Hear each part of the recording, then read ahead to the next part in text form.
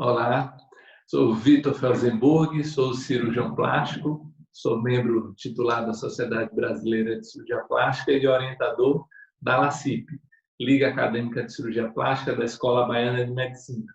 Então, eu fui convidado para falar sobre segurança em cirurgia plástica. Então, o objetivo dessa aula é falar da segurança do paciente na cirurgia plástica e também falar do risco de ser submetido a uma cirurgia. Então, nessa aula, que deve durar em torno de 20 minutos, eu vou falar para vocês não só a importância do tema, falar um pouquinho da epidemiologia, falar da importância da formação do cirurgião, falar de medicina baseada em evidência e contar os relatos recentes e os fatores de risco para as cirurgias plásticas e também falar da importância do TSLE e das mudanças dos novos tempos.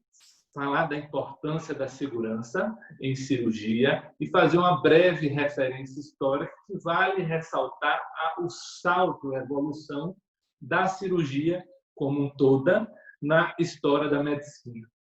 Então, vamos fazer uma breve referência ao passado, lá da época do Renascimento, onde que previamente os estudos eram feitos em cadáveres, né, de animais, e no Renascimento houve um aprimoramento técnico a partir de estudos em cadáveres humanos, né? Outro grande contribuidor, talvez um dos pais, né, da cirurgia, o cirurgião de guerra Ambroise Paré, que antigamente se tratava os sangramentos com piche, com água fervendo, com fogo, e a ideia do controle da hemostasia, da ligadura de vasos, isso permitiu um salto na sobrevida desses pacientes que sangravam de forma profusa. A anestesia foi um dos maiores saltos. As contribuições em muito pouco tempo, essa novidade permitiu que se realizasse cirurgias com muito mais segurança. E da mesma forma que Lister, lá no século XIX, trouxe o conceito da asepsia e da antisepsia através do uso do ácido carbólico para fazer alguns procedimentos cirúrgicos e a higienização das mãos, o que foi um salto na sobrevida desses pacientes. Então, esses 4 pontos históricos permitiram uma evolução muito grande. Falando um pouco de epidemiologia, primeiro vamos fazer uma referência à classificação de infecção de ferida operatória. Nós sabemos que boa parte das cirurgias plásticas elas são limpas, são eletivas e programadas, não todas. Nós temos cirurgia de emergência também, mas nós sabemos que as cirurgias limpas, nós temos em torno de 1 a 4% de algum tipo de infecção. 1 a 4% de uma cirurgia limpa, isso para todas as cirurgias. E quando a gente pega isso para a cirurgia plástica, né, uma cirurgia sem uma abertura tão profunda de peritônio, de tórax, então a gente consegue ver que as complicações, na realidade, elas são um pouco menores. Aqui vamos fazer para a gente ter uma ideia de quantas complicações a gente tem. Esse é um estudo, né, publicado na revista de segurança, na Revista Brasileira de Cirurgia Plástica, um suplemento que foi lançado em novembro de 2016 e faz do compilado de todas as complicações, a gente chega ao ponto de 1,7% de complicação na cirurgia plástica, mas 1,7% inclui cicatriz hipertrófica, necrose tecidual, entre outras complicações, inclusive queloide, estrias e complicações maiores também, como trombose, choque anafilático, inclusive sequelas e óbito. Mas uma coisa que é muito importante, que 1,7% de chance de complicação de cirurgia plástica, mas quando a gente vai falar de complicações mais graves, esses números caem para muito menos. E a gente tem uma real noção, né, da representatividade do Brasil com relação ao mundo. No mundo são feitos quase 11,6 milhões de cirurgias plásticas. O Brasil, são dados do ISAPS, em 2013, 1,5 milhões aproximadamente. Então, nós temos uma proporção até maior de cirurgião plástico para cada habitante no Brasil. E a complicação quando ela não é causada por cirurgião plástico. O que acontece? A gente tem isso também na literatura. Isso foi um estudo peculiar que foi feito em 2001, de 2001 a 2008, e publicado, né, no jornal do CREMESP. Ele coloca que 97% dos médicos processados não têm título de especialista da área fim. Ou seja, os procedimentos de cirurgia plástica e procedimentos estéticos, a gente via que 67% tem relação à publicidade enganosa, de prometer o que não é possível cumprir, e 28% relativo a processos éticos. E quando nós falamos com relação aos médicos, nesse período, 289 médicos, desses, 48% não tinha qualquer título de especialista e quase 49%, quase 50% tinha título de especialista de outra área que não a minha. Então, restou para esses procedimentos cirúrgicos de cirurgia plástica e minimamente invasivos, 2% de cirurgia plástica e 0,3% de dermatologia. Ou seja, 97% dos médicos processados não tinham título de especialista. Então, por que a importância na formação do cirurgião plástico? A formação exige pelo menos 6 anos da faculdade de medicina, 2 a 3 anos agora de cirurgia geral e 3 anos na especialidade de cirurgia plástica. E isso permite que essa carga horária extensa forme um cirurgião com treinamento apropriado, não só para abordar as cirurgias, mas para tratar as complicações e evitar desfechos piores. Então, a formação do médico ela deve ser continuada, ele deve saber escolher seu serviço de residência, depois ele deve seguir, quando for conveniente, em atuar em áreas de atuações, ou com queimado, ou com cirurgia, né, pós-obesidade, alguma área afim, ou a escolha de uma área de afinidade para ele se aprofundar, que muitas vezes é pertinente na cirurgia plástica. E a curva de aprendizado para cada tipo de cirurgia e para cada cirurgião é completamente diferente. Então, quando a gente fala da importância da pesquisa em cirurgia plástica, a gente precisa melhorar a pesquisa. A gente precisa falar em quê? Medicina baseada em evidência. A gente precisa falar de melhoria técnica, a gente precisa falar em melhoria de segurança. Para falar de medicina baseada em evidência, eu vou dar 2 exemplos muito bons relativo à melhoria dos processos e da cirurgia segura. Vamos falar do projeto Acerto de 2005, e é um projeto que, através de medidas de pré-operatório, mas baseado em evidências científicas, permitem que esses pacientes tenham uma recuperação mais rápida e permite que esses pacientes voltem para o seu domicílio de forma mais rápida. Isso tudo, né, também um outro estudo, o ERAS, o Enhancing Recovery After Surgery, qual é a ideia do ERAS? É que você mantenha somente dentro desse hospital ou controle, né, quais são as variáveis que impedem a alta, a analgesia parenteral, paciente sente dor, o uso de fluido intravenoso, porque esse paciente tem alguma disfunção intestinal, estéril, ou algum grau de imobilidade. Ou seja, esses estudos, esses projetos permitiram a reintrodução, a alta precoce e a retirada desses pacientes nosocômicos. E a gente vê o projeto Acerto são medidas simples e baseadas em evidências científicas, tanto relativo ao uso de drenos, de jejum, de deambulação precoce, e essas medidas elas permitem a reinserção da sociedade. E não muito diferente na cirurgia plástica, a gente continua sob evidente pesquisa.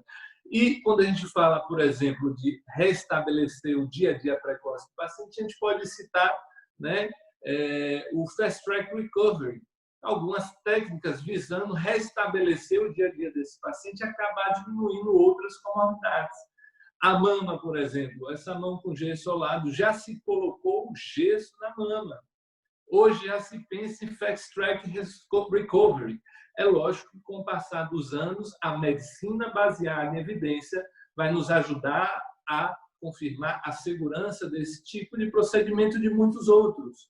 Da mesma forma que eu posso citar o Dr. Fábio Narras, com relação ao uso de cinta, que antes poderia, em algum momento, ser obrigatório, e qual a importância disso em alguns estudos mostrando na segurança ou do não uso ou da segurança do uso de uma forma diferente no tratamento do contorno corporal.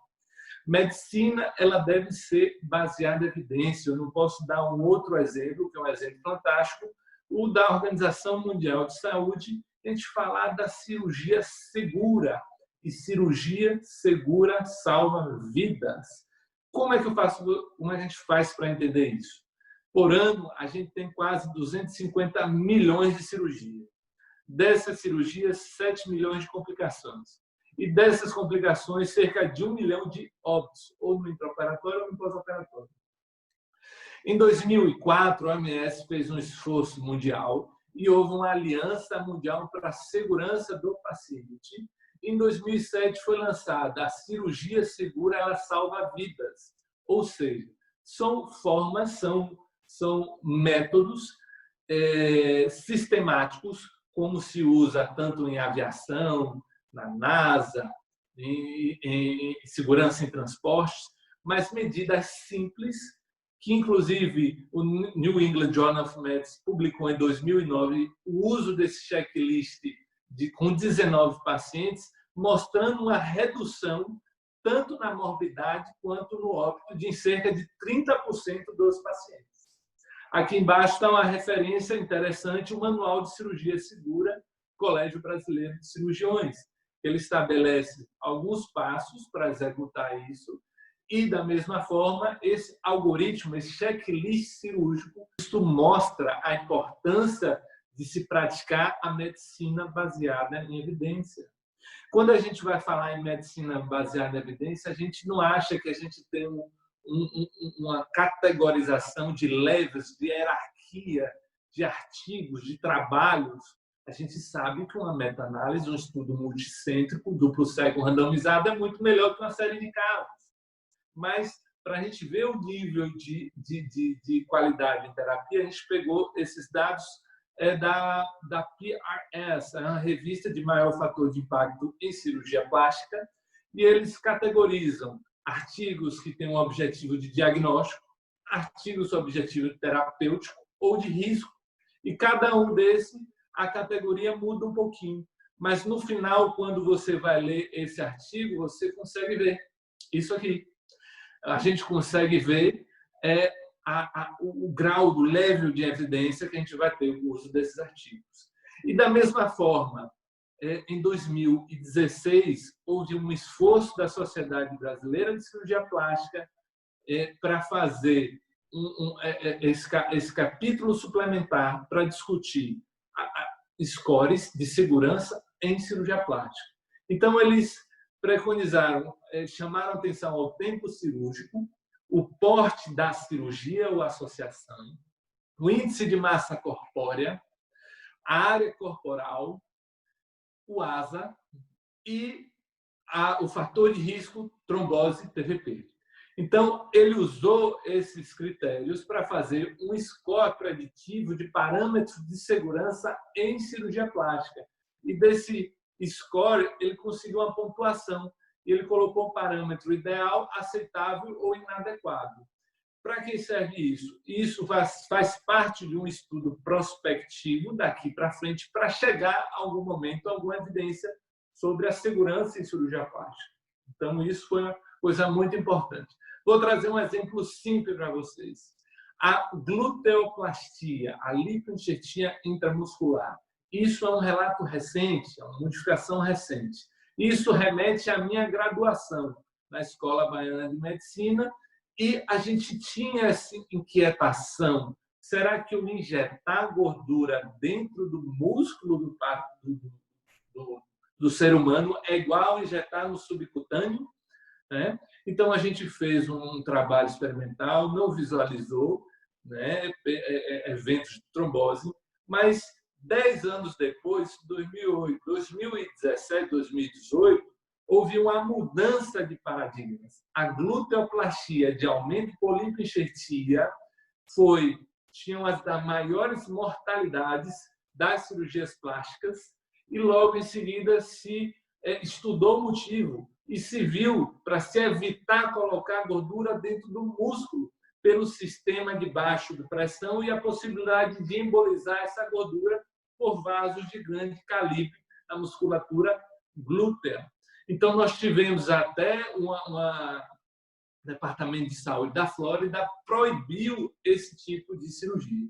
Então, essa inquietude, a necessidade de pesquisa, esse aprimoramento é importante da nossa medicina. Então, eu queria falar também de um outro, a lipoaspiração. É um outro exemplo. É uma descoberta recente, na década de 70, Gerard Lewis. Então, a gente tem na história da medicina um procedimento cirúrgico recente e que aí a gente teve uma resolução do Conselho Federal de Medicina para conferir, para agregar segurança a esse procedimento. Uma lipoescultura não deve lipoaspirar mais de 7% do peso do paciente, a técnica tumescente, a não tumescente 5%. Não deve abordar mais de 40% da superfície corpórea desse paciente. A hidratação tem que ter atenção a ela. Evitar a combinação de cirurgias, desde que respeite a superfície corpórea. A prevenção do tromboembolismo e o paciente está ciente da possibilidade de precisar de transfusão sanguínea. Vamos falar também outras medidas que nós podemos associar como fator de risco para trombose, uso de meia compressiva, deambulação precoce, uso da enoxaparina, se for necessário, a tromboprofilaxia química ou a tromboprofilaxia mecânica, como o CPI que a gente está vendo aqui na foto. Tá vendo? Então, outra coisa, a hidratação adequada desse paciente, aquecer o paciente, a hipotermia é ruim para nossos pacientes. O uso de medicações de antibiótico de forma sem critério. Então, o uso controlado de antibióticos também repercute na segurança do paciente, assim como o tempo cirúrgico. Beleza? Então, nós partimos, entre outros vários fatores, um fator que é importante, a documentação. Aqui, não só a segurança do paciente, porque você vai dar a ele entendimento e participação do processo cirúrgico, mas aqui a melhor defesa do profissional, a descrição. A gente sabe, isso é baseado na literatura, que se a gente tiver somente uma informação verbal, o paciente perde, esquece muita coisa. Uma informação escrita ou por vídeo, a gente vai melhorando a qualidade do entendimento do tratamento. E se a gente consegue levar a informação para o paciente, isso ajuda, isso melhora a relação médico-paciente, isso melhora o entendimento e melhora o princípio da autonomia, que é da participação desse paciente com as escolhas e com o processo cirúrgico. Então, queria mostrar aqui para vocês que agora a gente tem que pensar e discutir que estamos em outros tempos. Não só o dismorfismo corporal, que na população chega a 2% a 3%, no consultório do cirurgião plástico ele varia de 14% a 15%, e tem estudos que chegam a 22% dos pacientes dos consultórios. A gente tem que ter atenção a esses pacientes. E as mudanças das tecnologias, inclusive, a gente pode chamar de snapdismorfismo, que é o uso da imagem por Instagram, o Snapgram, ou outro aplicativo, que ele deforma o rosto e os pacientes começam a querer esses rostos deformados, o que é um problema seríssimo de contornar. A exposição do conteúdo digital é outra coisa que a gente precisa pensar, o uso da imagem, a publicação dessa imagem, a segurança de dados quando a gente fala em telemedicina, o limite, o que é documentação científica, o que é ensino, e o risco da exposição desse paciente. E até onde isso é exposição do paciente à documentação científica, estudo, ou isso pode agregar algum risco, não só o uso das lentes, das câmeras, do aparelho, né, que aí precisa ser higienizado, e também na qualidade da informação digital e do tempo cirúrgico, não interromper um tempo cirúrgico para fazer algum tipo de gravação que não venha a ser de documentação científica, que não venha a trazer um ganho na melhora da técnica cirúrgica, da informação do paciente. Então, isso aqui foi só para a gente apimentar a discussão, porque nós estamos em novos tempos e novos riscos vão ser agregados. Então, a medicina baseada em evidência é a única forma da gente trazer a luz da obscuridade do que eu acho, do que eu penso. Então, vamos pensar baseados em evidências. Eu gostaria de agradecer, né, aos membros da CIP, entre ele o orientador professor Humberto e eu, Vitor Felsenburg. Estamos à disposição aqui para vocês. Um abraço.